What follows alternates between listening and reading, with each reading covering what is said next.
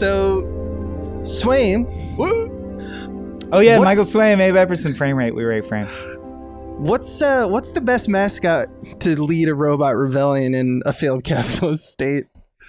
Matthew Lesko, the question mark suit guy who gets you free money from the government. No, you mean that's a robot, right?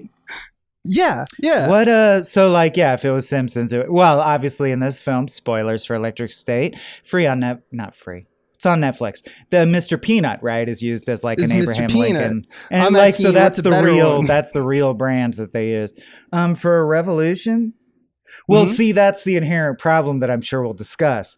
The mascot of a brand should not lead a revolution. But if I had to pick one, Sonic the Hedgehog. Carfax. Sonic the Hedgehog. Oh, the Carfax Fox? Yeah, I'm thinking Carfax. But because Mr. Peanut's not a robot, it's a robotic iteration of him. So we don't have to think of a robot mascot. Like Bad Robot, right? I mean, they just made it a robot. They just made it a robot. Whatever reason. Yeah. He's so not I'd a go with robot. Sonic the Hedgehog.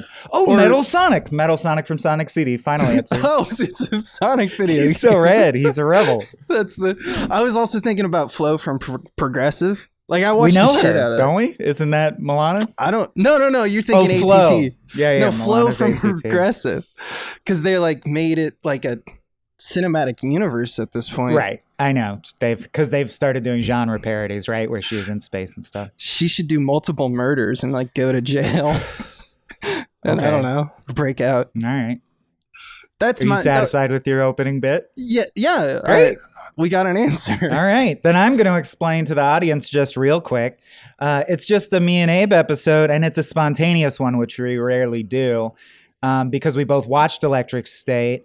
I don't know if this is why you agreed, Abe, but I reached out and said, do you want to cram a bonus Electric State episode in? Because it gave me a full formed thesis rose in my mind, similar to like a director piece theater. So I want to, and it's actually, I'll get into it, but it's to me, this is a major philosophical artistic breakthrough that I've been waiting on for a long time. For sci-fi, and Electric State sci-fi. helped. No, in my thinking. Oh, wow. About art. Like Electric State made me go, that's what I mean. Ooh, about. That's what I believe the future of storytelling is. Well, buckle on in. But that doesn't mean this movie's great, which is also what we'll get into. But the other reason I really wanted to talk about it is that on Rotten Tomatoes, it's one of those splits where it has like 0% critical consensus. Everyone hates it. 80% audience. Audience is like, I thought it was fun. Mm-hmm. Abe, did you think it was fun? I didn't care for it, no. I didn't care for it. Okay, great. Let's hear you talk for a bit, because I did think it was fun and deeply, deeply flawed, and I have a whole spiel, but I don't necessarily want to just do the spiel. So I mean, like, look, I thought there was a lot of good work that went into this. I think as a story, it makes me a little peeved just because of like how I think sci-fi should go, but like I acknowledge about myself that I am starting to turn into old man yelling at cloud, and it's frustrating because I see how successful it is. The Minecraft movie just had a great success. Did Electric State do well? I didn't think it did well. I mean, Netflix doesn't really give us the numbers on that. We don't actually know, right? But it like sustained. I guess I viewership. just mean, we troll movie world. Mm-hmm. And everyone I talk to is movies, and no one cared about it that I know. The other thing is, it's a kid's movie. It's not for me, and I say all those things, tween, but I do. It's like for 13-year-olds. It's hard for me at this day and age to examine a movie and not look at like demarcators of like, this is in a way damaging to how we tell stories and what we do. And there's frustrating elements. Take that all, skin that all away, because that's kind of scholastic or academic or whatever you want to call it. But like, there's fun. Like, I like Jason Alexander. Amazing. And I'm always like, he actually is one of the few actors that I'm like, where is he? Let's put him out there. Why is he not in stuff? He's so talented. I think Chris Pratt should be like a Paul Giamatti. I think we should be using the shit out of Jason Alexander constantly. Yeah, he's fantastic. There's like, at one point he goes like, my cerebral cortex is in Vegas with Cindy Crawford. And it's just like, oh, that's George Costanza. George is horny and upset. Also, that's the moment I realized, because they all wear, it has a smear of Ready Player One in that it's a worn down retro future where there is cyberspace, but you have to wear a big bulky helmet, right? So I didn't know it was him till finally I didn't know until he really said that line. Yeah, right. It's fantastic, Jerry. I mean, girls. So there's my daughter. So there's things to like, and I think that I am probably angry at stuff that most people who did enjoy the movie and gave it that 80% on Rotten Tomatoes or whatever. We're not looking for the same thing in movies. Keeping in mind the Rotten Tomatoes is, did you like it or did you not like it? So that means 80% of the audience was like, it was better than it was bad. That doesn't mean that was their favorite movie ever or that it made an indelible impression. But the audience, by and large, was like, this is fine. And what I think is more pointed is the critics, by and large, were like, I'm sure this is the consensus because it's kind of on the surface. This is like an odious cash grab. Like, wait. Literally, we're making the Mr. Peanut, the copyrighted character, is the hero that like saves a nation. What are we doing? We like are bowing down and worshiping capitalism. It literally, like, if you zoomed out and look at this, you'd be like, this is a bizarre society. You guys like worship products now. This is creepy, which is funny. I like considering the book. So that's what the book's a book. So that's my hosting instinct is kicked in.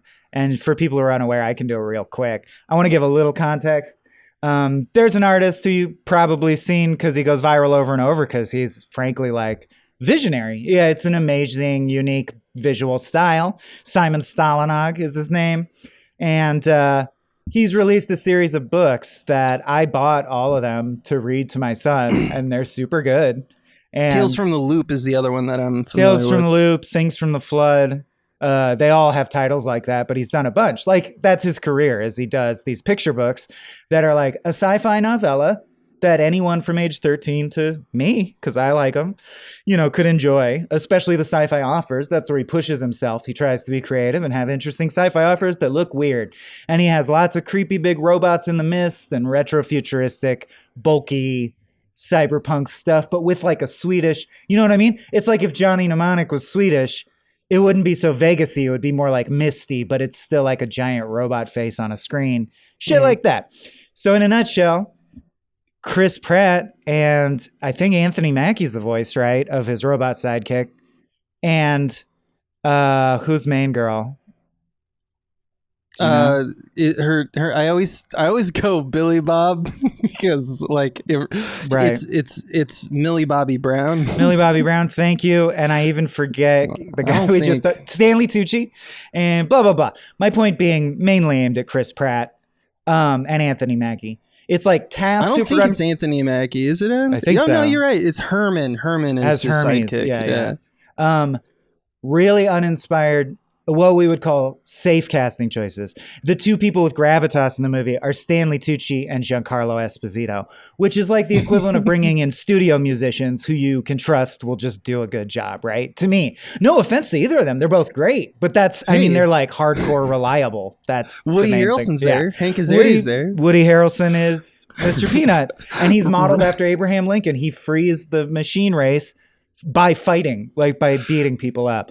So Rob Gronkowski is there. Yeah. Famed performer Rob Gronkowski. So to get the guy who won me the cracked fantasy football league, that one bad trade from Soren won me the whole thing, the whole season. All I did was ride Gronk. He had a good season. So long story short, super generic. Oh, Ke Huy Quan also. Her brother is the only brain that can make the cyberspace internet work because it's a special brain. So the powers that be kidnap him. They give the world this incredible matrix internet. Everyone loves it because even if you're poor, you can be on vacation or whatever. But to do that, they have to exploit this kid's brain. So Millie Bobby Brown and Chris Pratt, who's a roguish smuggler, lead the robots to freedom because they live a life of slavery and save her brother. And it shuts down the internet, so you get a bonus Ready Player One, meaning like everyone has to go outside now and touch grass. That's it. Like, it's as generic as you could get. But I do want to point out, this is one of those movies Like, my dad showed me Ray Harryhausen movies, who did like Clash of the Titans, right? The OG one that's like miniatures and armatures and shit. And when you're 8, that is it is like magic. And I just want to remind us of the magic of film. Like, yes, the writing, the lines are as generic as can be. The casting was safe. The production was safe. The things they forced them to do from a product tie-in perspective are almost like traitorous to the human race. But it's traitorous to the source material or yeah. like the themes involved in the thing. But that doesn't negate that every other fucking department crushed it so hard. It's beautiful. Like, I love looking at it. And that doesn't negate all that shit, the horrible shit, but I think like the art department really translated. I mean, there's a lot of great visuals. Work on $320 million movies. Is that what it was? Yep, it's the. It doesn't look that good. 300 since 2023, which we had like 4, and that like was the nail in the coffin for $300 million movies. Not this one. Yeah, it should have more effects than that. Actually, I'm like unimpressed because it was that much. Because it's that much money. It's like, also really funny to me that all effects shots then. Directed by the Russo brothers, who have now our MCU fame. Oh, and as the safest possible choice. Although I just worked on a 45-minute video essay about Arrested Development. Look for it on the Cracked YouTube channel. Mm-hmm. I can never hate them because they were one of the key directors of Arrested Development for season 1. I mean, they know what's going on here. Well, I mean, they've been great directors, but they have been thoroughly marvelized where they're like, yes, we will play ball. Yes, you want Mr. Peanut in it? Sure. Yeah. Yes, you want Flo? Bring her in, man. Bring whatever in the Flo. Studio wants. We're just happy to be here. Seems to be their attitude. Yeah. And he got under fire for saying... we have a ton of robot stuff. Why no animatronics? Why all CG? And he's like, animatronics is like 5 times the cost, which he's not wrong about that. It's also funny because it's a $320 million movie. So yeah, so you wanted to spend what, $1.5 billion to make it the right way? Yeah, I mean, where's that money going? Like, this is what I think a lot of people have been pointing this out is like, as America collapses. Well, however overblown you think that is, or if you think we'll survive, whatever, and outspoken about whatever. My point is, this is happening in gaming too. Everyone's talking about, look, we can't keep this up, and like we always knew you can't keep up infinite growth, but it seems like we're reaching that time where like it's stupid to spend $300 million on a movie. You'll never make it. Like it's not going to happen that you'll make it back. Let me see how much Electric Stay made, but I guess they don't even tell you that, do they? It's Netflix, baby. Maybe that's how it's disjointed to their minds is they're like, well, we don't even pin stuff to stuff. It's like subscriptions bring in this many billions of dollars and we spend it on movies. Or I mean, they're a mega corporation. They know the bottom dollar. They know what they can spend in a given quarter. But they must know what Electric State made back. It's just the idea that this ate so many movies. Like this is a movie eater. $320 million. You could have literally produced 30 Oscar-winning films that are like life-changing. But that's a different old man complaint. Yeah, I do think there's room in art, and it's important for like advancing CG and pushing huge blockbusters that are eye candy forward. I like that as a human. We all like Jurassic Park. Yeah, of course. Point is, it's designed to be like he's a Han Solo over there. Like it's designed That's what's to be upsetting. fun. You're like, he's Han Solo with a mullet and it's Chris Pratt doing no character. Like just a glass of water, Chris Pratt. He gets Twinkie sweats. Okay. The point is, he gets like foppish lines that what's his name from Guardians of the Galaxy might say. Star-Lord. My favorite is when a robot who's been like just comedic relief for an entire film says, "Hold on, let me get real on you for a second." Mm-hmm. It's my favorite line in the whole thing. Everyone it's almost every side character tragically dies. There's and a goes like, minecart you guys can do it. sequence. There's cool imagery. Obviously taken from the book, but like made awesome, The CG team crushed it. Like I know I do, and I'm on board. I romanticize animatronics and practical effects, but I will say whoever did the CG made it look like animatronics. Like we're reaching a level where I can barely tell. Oh yeah, it looks great. Doesn't matter in that sense. Like I was on the fence about. I was like, is Peanut practical? Is he? Because he's the one that looks, I think, the best. Mm-hmm. or the most like No, dino zero. damage. There's looks zero believable. animatronics involved Okay, in the that's film. interesting. Well, Tucci has it in his contract. There could have been I'm not coming in for this. Use the Tucci animatronic. Yeah, they could have brought in I'm the like Pope. the other thing with CG is that sometimes it's done as like completely crafted, like a transformer in the old days, completely crafted from nothing, and it's a tennis ball you're looking at. Of course, there's other things where they actually made like the acting, of course, an outline of Mr. Peanut. I wasn't on set. Everyone's I don't different. know. Yeah, But like, how did they find it out? And I know that there's a lot of mixing that's happening in the modern stage, where it's like, so the visual effects can spend time on things that they think matter.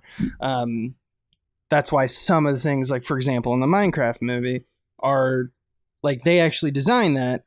It's physically an object because they wanted to cut costs elsewhere because they knew the backgrounds had to be spectacular. So they built a lot of stuff to save money. Oh, and it's got Succession, Big Daddy Succession as a baseball bat machine. Oh, yeah. He's great. I would say that's the only comic relief character I actually occasionally laughed at, mainly because of the animation was good. The broken down baseball dude. But yeah, I'm scrolling through it a bit as we talk, and I just flashed on the frame where Mr. Peanut, coded as Abraham Lincoln, voiced by Woody Harrelson, says, "No kings, no kings."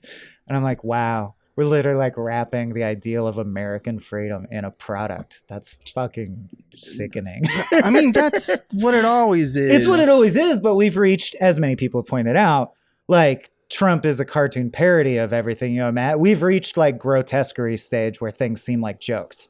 Like if you said that as a pitch in the 90s, people would be like, what do you mean? You mean like Coke the movie? No one's going to go for that. And it's like, yeah, they will.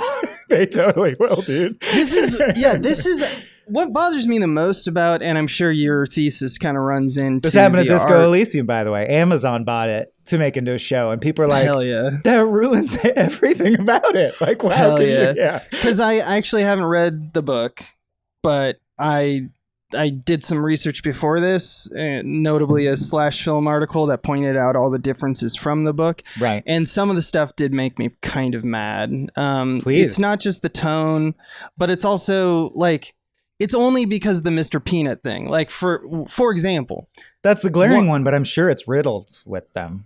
Yeah, it's not about the fact that they added Mr. Peanut. In fact, it acknowledges that they're aware of what the film or the book was doing, which I'm sure they are. It's not that hard of a concept. That's cheating. That's just like Tim Burton put himself in the background of his Dumbo movie shoveling shit. And it's like, get it? I have to shovel shit for Disney. And it's like, then don't. Like, then have his spine and don't. Yeah, the makes me war mad. in the book is a civil war. It's robots were involved in that. They were drone elements in the battle, but it was so they took casualties and they were sentient. So, you know, that was fucked up everything. But like, it was human versus human. And that's important because, like, specifically, if your book is about the damage to society from late stage capitalism and like the military industrial complex, because they use the Matrix to keep everyone poor, right? It's the opiate of the masses. And you turn it into your thing and jerk off.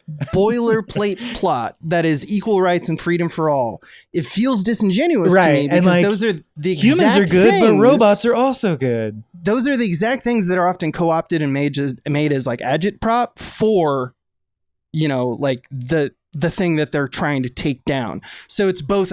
It's the idea that like when Apple came out with an iPhone, they called it revolutionary. They made it seem like it was a rebellion. And it was a huge technological innovation, but that doesn't make it rebellious or counterculture. You're not Zach De La Roca, and that's another thing I found. I mean, in those commercials, I remember they showed like Che Guevara. That's like, yeah, exactly. He bled for the freedom of his people. Let's not do that. I only mentioned Rage Against the Machine because famously they had a track on Charlie's Angels Full Throttle. Well, that's the main reason to mention Rage Against the Machine. Yeah. No, I love Rage. I love Rage. I also, I thought it was interesting that it absorbs severance. Like, the Matrix severs you so that your human body can still work or sit on the couch or whatever. And half of your mind is on vacation and half of your mind is still doing like drone work, which I thought is interesting that Severance just took that one piece of this. And speaks to why I like it anyway and why I like Simon Stalanog is I'm the guy who's always going, don't give me more Star Wars, give me just any new. Like, let me see you play with your imagination and think of something. You know, like I even will appreciate Avatar more than, at least he switched instead of making Terminator 9. You know, like, okay, or it's I don't care about, or whether, yeah, varying results. But I like that Simon Stalanog is like, here's something, here's something. And I do think this really harkens to a big touch point stand-up chunk that shaped a certain sector of how I view the world. And I reference it a lot is the Bill Hicks stand-up about capitalism can subsume all criticisms into itself. That's like its superpower. And why, I mean, he died thinking it will destroy humanity. We can't defeat it, which is this stand-up bit where he goes like, you know, as an advertising executive, like people love their family. So let's put some family shit in it. Like the family, we got to earn that family dollar. And someone goes, that's disgusting, sir. You cheapen like you would clothe my love for my children in a product. Oh, outrage. Oh, rebellion. That's a good dollar. Let's go for that rebellion dollar. And he's like, you can't do that. I have integrity. Oh, the authenticity dollar. Yeah, we can build in an authenticity like product segment. And it's like, yes, it can do. That's capitalism, baby. It's what is the popular thing. It will totally go that's for us. Oh, you like shitting on capitalism? Here's a bunch of products you can do that. That's why I love the recent Super Bowl because all the Super Bowl commercials were like, do you feel like do you feel Pharma woke? is fucking you? Yeah. Are you really. Is the food chain fucked? We'll go with this like homegrown new thing. Or like buy this pill from Big Pharma that'll make you not feel that way. Feels like the level we're getting to if we're through the looking glass. Yeah. Maybe.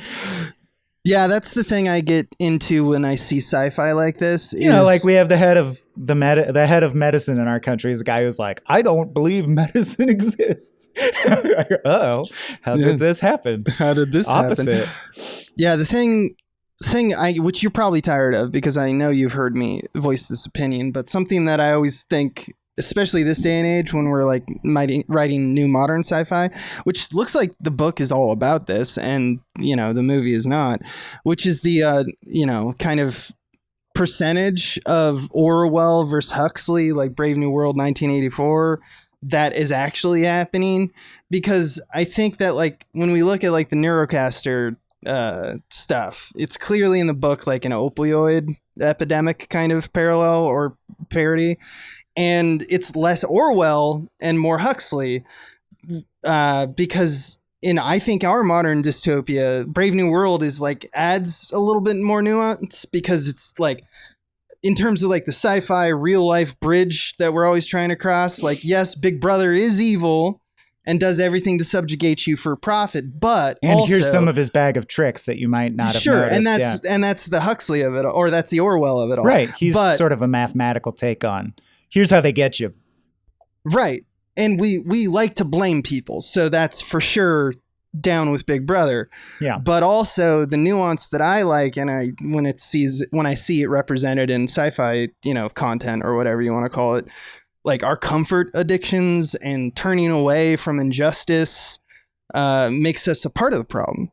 And this movie is almost like unwriting that part of the book to make it about a war for peace, freedom, and equal rights. It's not. I think that's even what's though clearly they knew what was going on. Like they have Jason Alexander, and his like eyes are like, you know, sullen because he wears this thing constantly. It's like Ready Player One, where it's like the thing is bad, so we should stop doing the thing as much as we do. It's like they're like, let's do a schmear of 1984, but they have no idea of why or what that means or the human spirit of it all or like why he wrote that. They're just like, let's do some cool 1984 imagery. And it, I mean, kind of. Yeah. Like it feels like they lose the sauce a little bit. It's my like comment is more Space of like Jam I 2. like when it's both. Space Jam 2, the villain Space Jam 2. is Al G. Rhythm. And they're like, you guys hate the algorithm, right? And you're like, this movie is as close to being written by an algorithm as it could be. So like, you don't understand. Like I said, it's just you being a clown and taking a pie in the face, and you laugh all the way to the bank because you're like, and then I take your money. Right. Is Paul F. Tompkins the magician guy? Who's the magician guy? Perplexo. magician guy in this. Yeah, was it I Alan don't know Tudyk? It's someone we like. Oh, that's Hank Azaria. That's Hank Azaria's yeah. Perplexo. Perplexo, the magician robot. I like Hank Azaria. I wanted them to, instead of like zany Open Sesame bits from Hank Azaria, I wanted like robot zealots, which I thought was interesting. Like, I want like no, like, down with blood. Sure. There are no masters. Even Simon Stalanog is aimed at 13 to 19-year-old level of violence and darkness. It's not supposed to be the super darkest thoughtful, thing. but I'm saying if you want the hard R version, that wouldn't be true to the book either. That would be like Terminatorizing it. But it's funny because they feel the need to acknowledge it, which tells me like they know what they're doing. For example, because there's one sequence or one shot in it when they are taken as prisoners into the mall, which is once again another noted, like, look at it's Remember where malls? do they live? In a mall. Where do they have a fight with the scabs? They have it at an amusement park. Like, they know what they're doing. Well, in comedy writing, we'll sometimes talk about the A, B, C choice. And I think it's something that will make a movie, especially an action adventure, feel cookie cutter is all the comedy choices are the lowest possible hanging fruit. A choice where you're like, that reference, dang. Like she walks into the thing and claps and the light comes on and a bunch of big mouth Billy Bass sing, and that's the joke. And I'm like, it's interesting that that joke would have scanned in 2002, 23 years ago. You would get that joke. Don't make that joke. Yeah, and it's like on par in the same way with, like, I don't know if you saw Mickey 17, which I think is actually I want to. I go to bat for that movie, but they do it's Bong Joon-ho. They do a thing where it's like, you know, Mark Ruffalo's doing a Trump impression, like he's literally doing the cadence, and it's like a satire might be dead. Did you think? I mean, don't get into it because we don't want to spoil it. Nor is this that episode. But were you on him? Were you like underwhelmed, considering it's the Parasite? A little guy bit, considering his some of the shit that he's done, but not a bad film by any stretch of the imagination, and original imaginative. But there's that one scene right in Electric State where there's two robots that are actually like, I don't know what their functions are. I think they're sign bots, but they look like they're protesters, right? They have protests. And one of them says human scum. And the other says, take it easy, Luis. And I could unpack that shit all day. I love it so much. Like, just the societal pressure on one side to don't have a different opinion, to the humbling that comes along with just the comma Luis, like that parsing of like the fact that they know each other or they're friends, and this is just a harmless spat. It really makes the crossing the aisle like really easy, you know, right? Like this brutal fight for freedom where many of the robots, because we do this with violence, right? They're robots, so it's okay.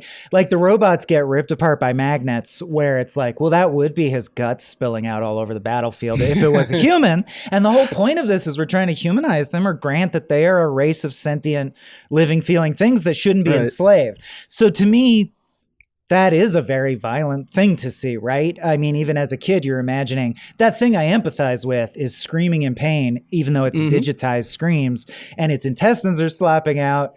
And they're like, but it's like like a Calvin and Hobbes level. Like we're all just having fun here. It's like a Harry Potter ride too. And it's very weird. Yeah, it's very weird. And I mean, they do both. They do both. It bounces back and forth. Because they have this thing where it's like Chris Pratt loses his Hermes, and then Anthony it matters. Mackie. But then Hermes comes back and does a joke. That doesn't. But he's like, I'm a joke tinier saves his version. life. He's like, I'm actually a nanobot, so I can just be that. Which is now. fine. I mean, I think we should do kind of.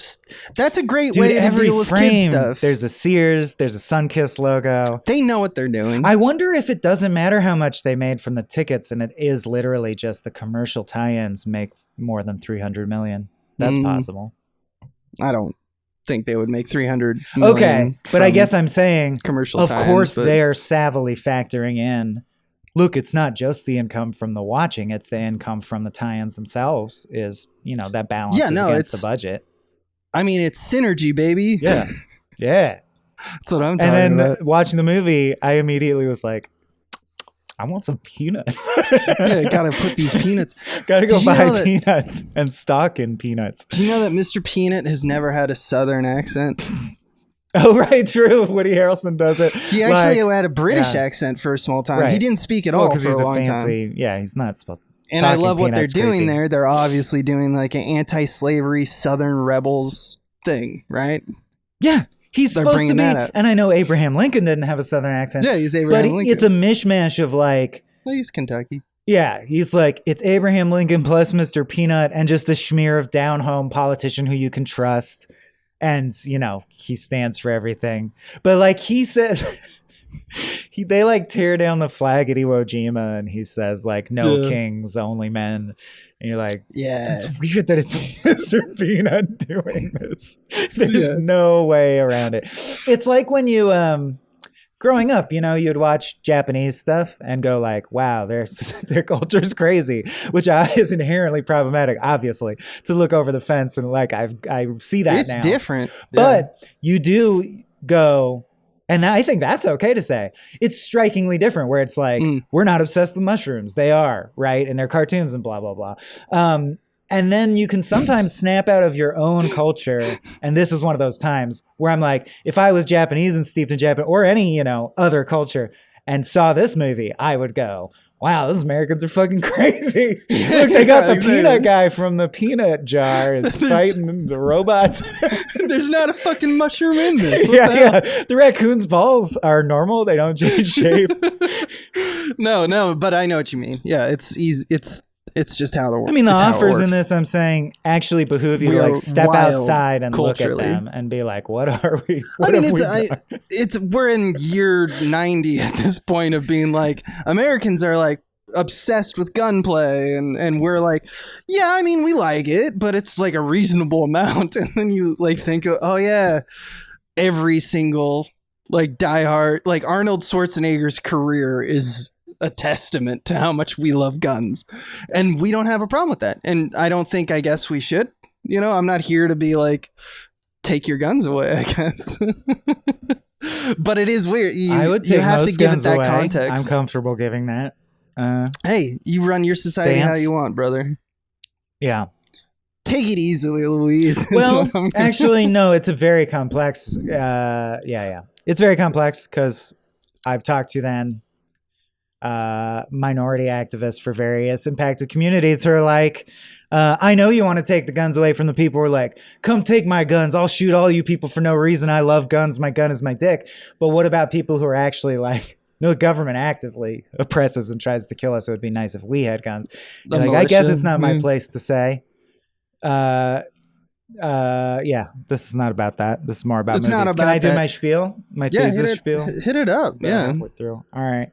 And it's interesting because after this talk with you, you might just say at the end of the spiel, all you're saying is that you fell for it. Like all your your spiel is that it tricked you. In a way where I see what it's doing, but I forgave it. And it's like, that's what they want, man. You know what I mean?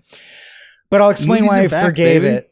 It's like how you can say corporations aren't people, and I hate corporations, but they're made up of people. And probably most of those individual people, especially the bottom 2/3 of the pyramid, are just trying to survive and do right by their family, right? Or if they're crazy, it's because of mental illness. Like, I have a lot of forgiveness for other human beings. Dude, in a lot you're not going to get judged here. Maybe people in the audience will judge you. I'm not going to judge you, my good friend. No, I'm just trying to accurately it's possible. Express. Yeah. It's possible at the end I might be like, they got you.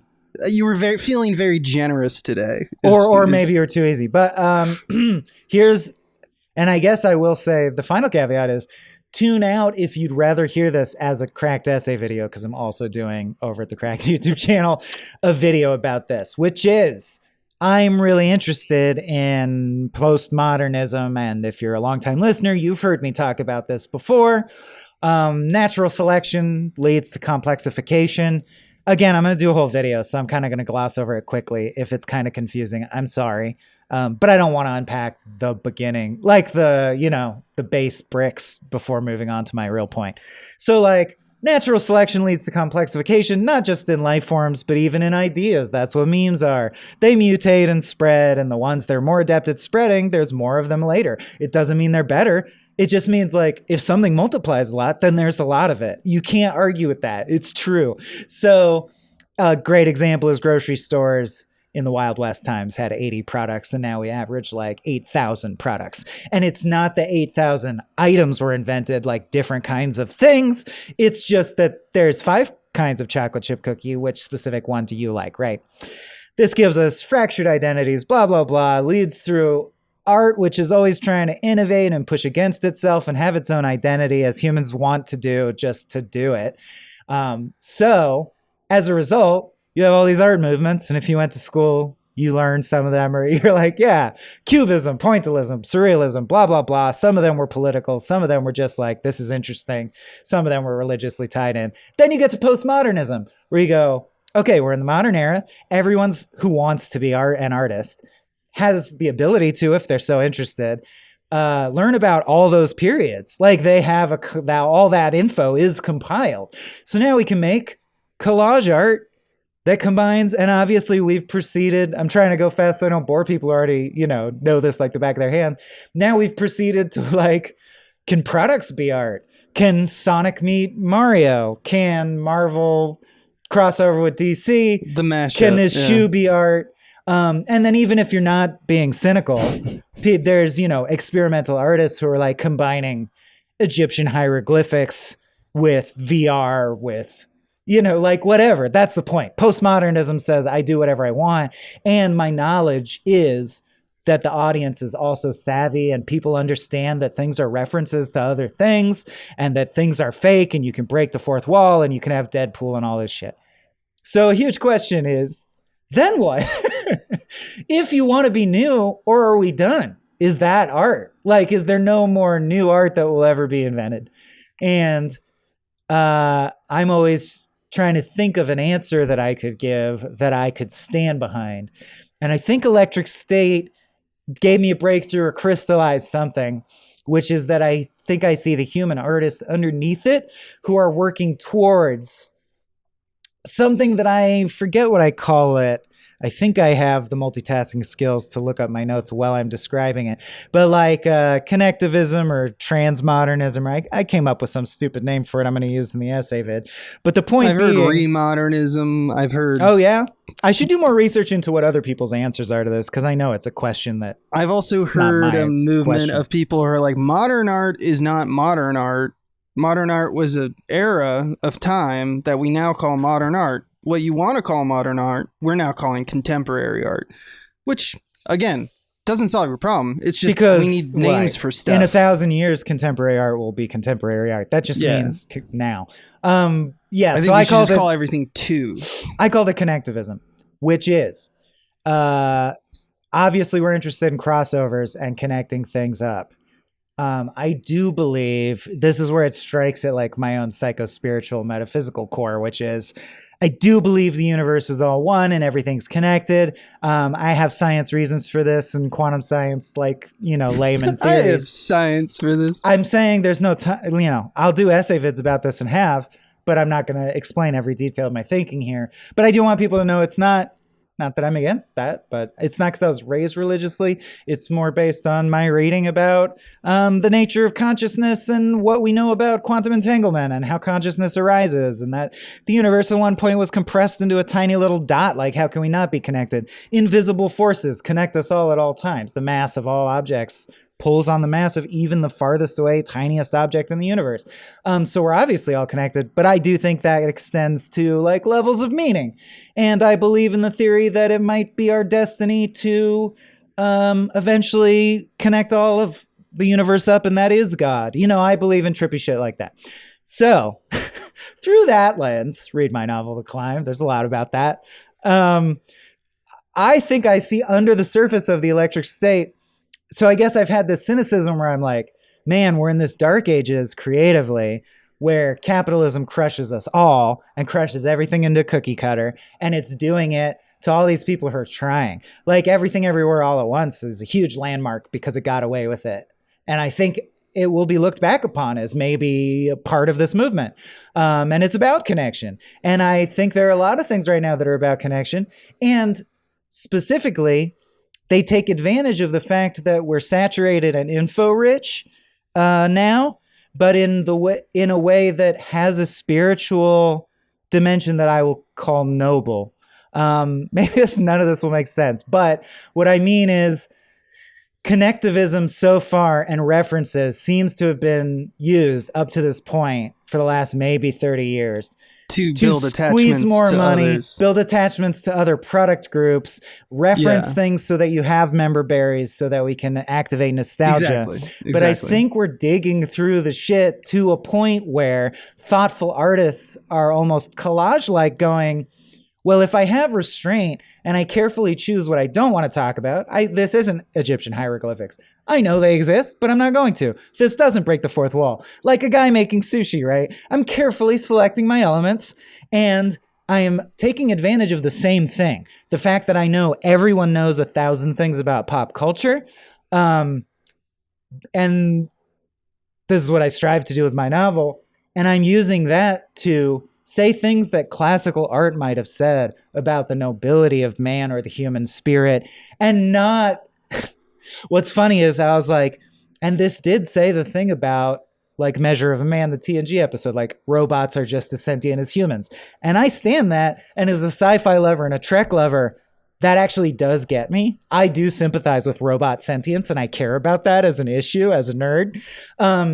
So it tricked me in that sense. But I guess what I'm saying is it also gives me a glimmer of we could take all these parts like Mr. Peanut, and it doesn't have to be cynical. You could make art that grants that all around us is products and everything is products, and you could make something cool that is a good message that I would want humanity to imbibe.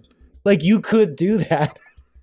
And I see that now. Electric State didn't do that, but it put the pieces on the table. It's like Apollo 13 when they throw the box of scrap on the table. And I'm like, I actually think you could do something cool with that. They didn't, but I see that line blurring. And something other people have talked about in film analysis and gaming analysis is like, it's kind of like, well, it's not good that everything's going down the tubes, but like, knock on wood that super high-end art will collapse, and there's a return to producers being like, I don't want to spend that much money. I want to take a safer bet. So I'm going to fund a bunch of... Oh, you mean pop, not high end as in like high art. I mean overly expensive. I mean, like you said... $320 million A lot of people are yearning for the day where there are producers who are like, my whole thing is I take safe bets on $20 million movies. I make 80 of them. And you're like, great, we can get some more... The middle class, it's an interesting echo that will leave, which I agree with. Capitalism killed the middle reasons. Class. Economically, it also killed middle class art, like mid-budget art is tied to that, is what I'm saying. Yeah.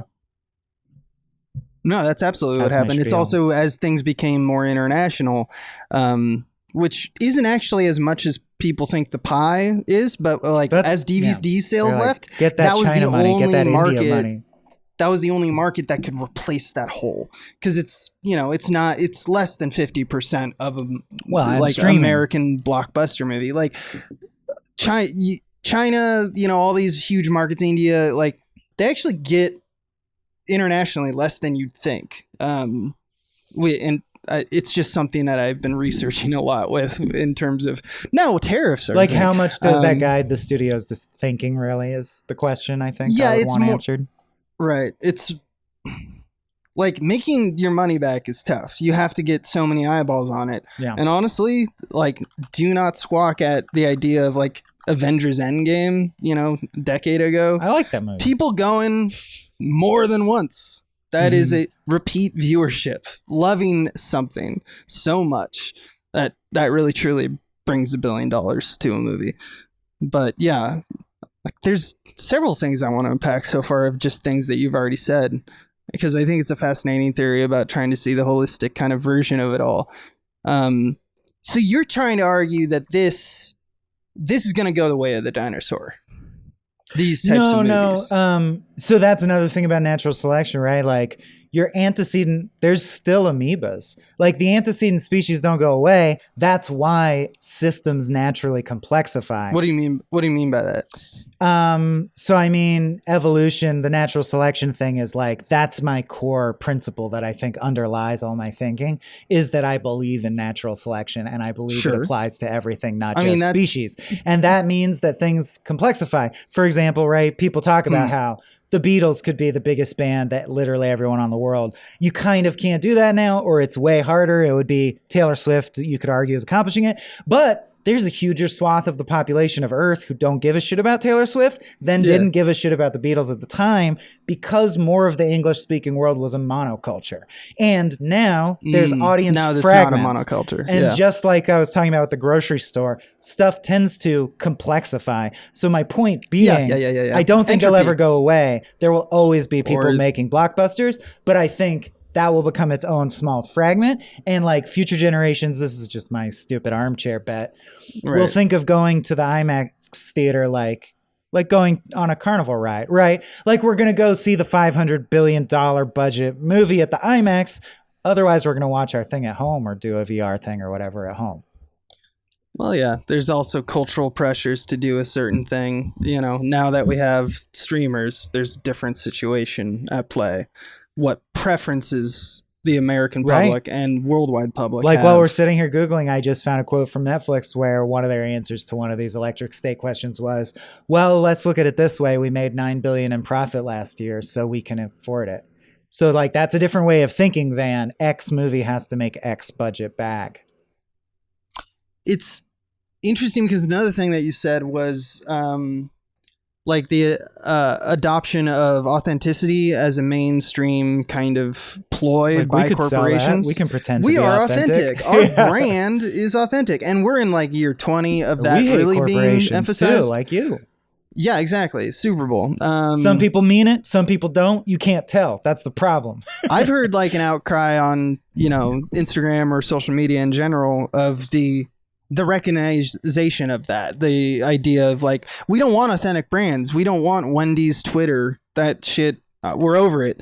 It's honestly uncanny valley, and we don't fall for it anymore. Where you're like, it was kind of funny that Wendy's was tweeting mimetic casual language, we loved it, but we're initially over it. Yeah, but like at this point it almost feels, because I think again this is us in a bubble as well. Don't do the hey not fellow all kids friends necessarily believe this, but I have seen a big movement towards like clamoring for less authenticity, more fiction, more like, no, do something spectacular for us, do something fancy, make us watch, do the thing you're supposed to, brand, be a thing where we'll take we a big conk swing and out. try some stupid, Old Spice. Like those Old Spice commercials that were weird and started that whole trend of people trying to copy weird. I think really got it right, because what they actually did, if you look into it, is fund promising young effects-driven short filmmakers who had interesting idea, like the one that's all one shot where the pirate ship flies in and out. Like a real talented filmmaker had a cool idea for a commercial or whatever, or even all the way back to Michael Bay making The Got Milk, where he's like, I actually had an idea for an interesting shot, and then everyone knows what we're talking about. Then 15 years later, you're just getting people who are like, what do kids like? How do we get that weird dollar? A sheep eats a block of cheese and farts music. And it's like, you're just phoning it in, man, with that vibe. No, I mean, it's pretty pessimistic, and it's hard not to be pessimistic in reality right now. But hey, the thing I think is that we're never going to get rid of fandom. And that's a good thing. I think that for as much as a lot of us despise all right, let's bring out Millennium Falcon's old dusty bones for one more ride, kind of stuff. See, that I don't despise as much. Like, I don't have a gut reaction against it. So I think a lot of people do, but I think also for fans, that's the good stuff. That's that's quote unquote fan service. Well, you and I are structuralists, so what actually makes me sick to my stomach is when the underlying story is cookie cutter and has no balls. For sure. So to but speak. Like, in terms of like what the projection from the movie is, in terms of like aesthetic, in terms of what's normalized, all that stuff comes down to is fandom gonna go away? Are we not gonna have these branded iconographies? No, these pop IPs. culture is here to stay. I think that's here to stay, and For I the think you're absolutely foreseeable right future. to examine it as like formulation of smaller niche markets and the destruction of the monoculture. Well, it's like how I do people say think that nerd that's- culture is all culture. Now, nerd just means you're interested in your own little spheres that you're interested in. Yeah, that's everyone now. True. Yeah. And I think it's at the heart of like the division right now in America, for example, where you look at it and you see there's a bunch of people who want the culture to be the same. They want it to be back how it was, or they want it to stall. They don't like the fact that there's this entropic kind of, as you called it, natural selection oriented kind of tactic of diversity. And it's not just diversity in terms of, identity politics or anything like that. Just straight up like telling more stories for more, let's give a Magic the Gathering has a movie, and like this, Star Wars is still going on, but also there's this other thing. And I think you're right that there's going to be less big bets, and there's going to be more focused for the fans. This is who you are. This is what you are. And it jives with the fans because the people who had it get it. And those will be the most successful properties, is the ones that get it and nail it. But maybe this is naive of me. I think there is an appreciable niche that will also always exist of artists who care more about and want to make and imbibe art where the person was not thinking, how effectively can I addict or reach my niche so that I can, keep living my life and make money and eat and have career success. There are artists out there, right, who sit down and go, what am I going to say that's important about life? And that will always happen too.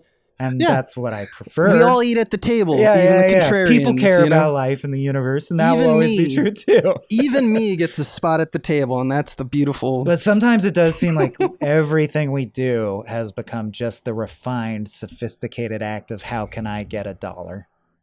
I mean, yeah. We're talking about billion-dollar industries here, bruh. Well, I mean, even individual, it's like never me. changed. Or, when your system is capitalism, it highly incentivizes even the individual person to think about money all the time as a signifier of value and success. And that has problems. It has good things too. It's effective, but it has problems. Here's my last thought on kind of what we've been talking about, because I love talking about how, like, we both share a love for story. Short, because but meaty. Because we want to talk about, like, propaganda in the end. We want to talk about what moves people. You always want to talk about propaganda. I do, because I think it's the single most powerful force in the universe in terms of humans. Interesting. Well, I mean, of course, yeah. I mean, I'm just thinking about the organism, the human organism. Coming then. Yeah. Coming is the most powerful force. Yeah. No, actually, the most powerful force is flow from progressive. No, I love because we were talking about Mr. Peanut, right? Talking about her a lot. It's a heavy flow day. And I think I mentioned earlier that they made him Southern. Yeah. And he was never Southern. Peanut. He was always dignified. He had his cane and a monocle, but he was like a British guy, if that. He was just like, I think he didn't even have an accent. He was just, he wasn't a Southern gentleman.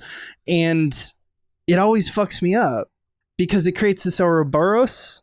Is Mr. Peanut a good old boy from the South? Because it appeals to people, or people as blue collar, salt of the earth kind of idea. Is that why he's Southern? Or is it because we have a few Southern heroes from our past that he reminds us of in the zeitgeist, and it's pulling from the zeitgeist? So is the trend dictating, like, what's the cause? What does it wag the results or the trend? I don't know anymore. Because sometimes it's regurgitating art back at us, and sometimes we are yearning for a certain type of art. Obviously, it's both, I think, and it's not the same for every person. We're not on the same timeline, so to speak. Some people are experiencing this for the first time, this kind of postmodernism via the electric state, and we got it from our own sources. But I think it's both. But we have this moment where we have to, I think when I think about storytelling, we have to think about, why do I find something endearing? Like, is it reminiscent? They play music over, when he steps out of his trailer or his peanut car, and they play this triumphant music, and you're like, oh, this guy is a bona fide leader. And it's not like a Susan march, but it's very American. It's very clearly supposed to be standard. like, he's destined to free the slaves. He is Abraham Lincoln. You can't say he's clearly Abraham Lincoln.